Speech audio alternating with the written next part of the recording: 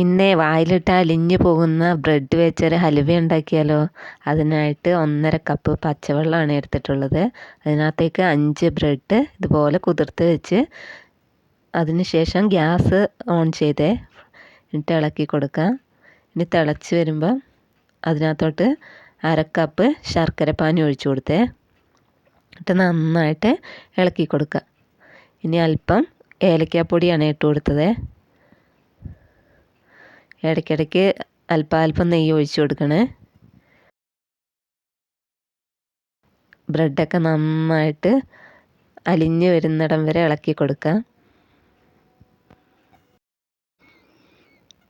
ഇനി ഇതിലോട്ട് 5 സ്പൂണ് റവയാണ് ഞാൻ എടുത്തിട്ടുള്ളത്. വറുത്ത റവ അത് ചേർത്ത് കൊടുക്കുക. എന്നിട്ട് കട്ടയില്ലാതെ ഇളക്കി കൊടുക്കുകയാണ്.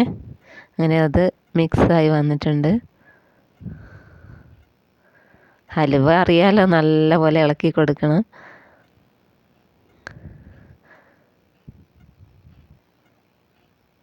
പിന്നെ കളറിന് വേണ്ടിയിട്ട് ഞാൻ അല്പം മഞ്ഞൾപ്പൊടി ചേർത്ത് കൊടുത്തായിരുന്നു ഇടയ്ക്ക്. ഹെൽത്തി ആയിട്ടുള്ളതാണ്, പിള്ളേർക്കൊക്കെ കൊടുക്കാൻ നല്ലതാണ്. ഇടയ്ക്കിടയ്ക്ക് നെയ്യ് ഇങ്ങനെ ചേർത്ത് കൊടുക്കണം. നന്നായിട്ട് ഇളക്കി കൊടുക്കുക. ഇത് ഹെൽത്തിയാണ്. ബ്രെഡും റവയും നെയ്യും ശർക്കരയും മാത്രമല്ലേ ചേർക്കുന്നുള്ളൂ. അതുകൊണ്ട് മറ്റ് കെമിക്കലൊന്നുമില്ല. കളറിനായിട്ട് മഞ്ഞൾപ്പൊടിയാണ് ഞാൻ ചേർത്തിട്ട് വീണ്ടും നെയ്യ് ചേർത്ത് കൊടുത്തു.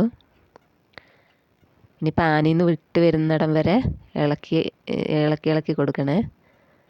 ഇപ്പോൾ ഏകദേശം റെഡിയായി വന്നിട്ടുണ്ട്. പിന്നെ ഞാൻ അല്പം നെയ്യ് ചേർത്ത് കൊടുത്തു.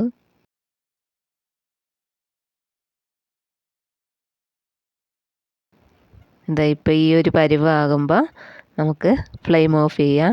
അതിന് ശേഷം ഇതുപോലൊരു പാത്രം എടുത്ത് അതിൽ അല്പം നെയ്യ് തടവി കൊടുക്കുക. അല്പം നട്ട്സ്, ബദാമാണ് ഞാൻ എടുത്തിട്ടുള്ളത്. നട്ട്സ് ഏതാണെന്ന് വെച്ചാൽ അതെടുത്ത് ഇതുപോലെ ഒന്നിട്ട് കൊടുത്തതിന് ശേഷം നമ്മുടെ ബാറ്റർ അതിനകത്തോട്ട് ഒഴിച്ച് ലെവൽ ചെയ്ത് കൊടുക്കുക. എന്നിട്ട് അതിന് മുകളിലായിട്ട് അല്പം കൂടെ നട്ട്സ് ഇട്ട് കൊടുക്കുകയാണ്.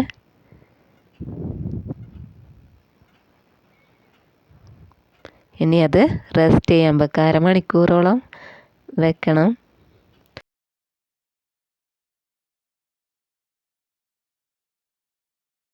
അങ്ങനെ ഹലുവ സെറ്റായി വന്നിട്ടുണ്ട്. ഇനി ഇത് മറ്റൊരു പാത്രത്തിലേക്ക് മാറ്റി കട്ട് ചെയ്തെടുക്കുക. ഇപ്പോൾ കണ്ട അടിപൊളിയായി വന്നിട്ടുണ്ട്.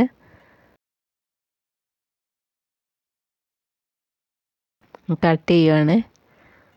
നല്ല സോഫ്റ്റ് ആയിട്ടുണ്ട്.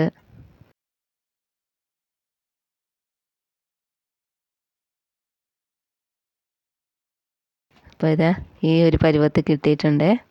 അപ്പോൾ തീർച്ചയായിട്ടും ട്രൈ ചെയ്ത് നോക്കാൻ മറക്കല്ല്. മുതിർന്നവർക്കും കുട്ടികൾക്കും ഒരുപോലെ ഇഷ്ടപ്പെടും. അടിപൊളിയാണ്.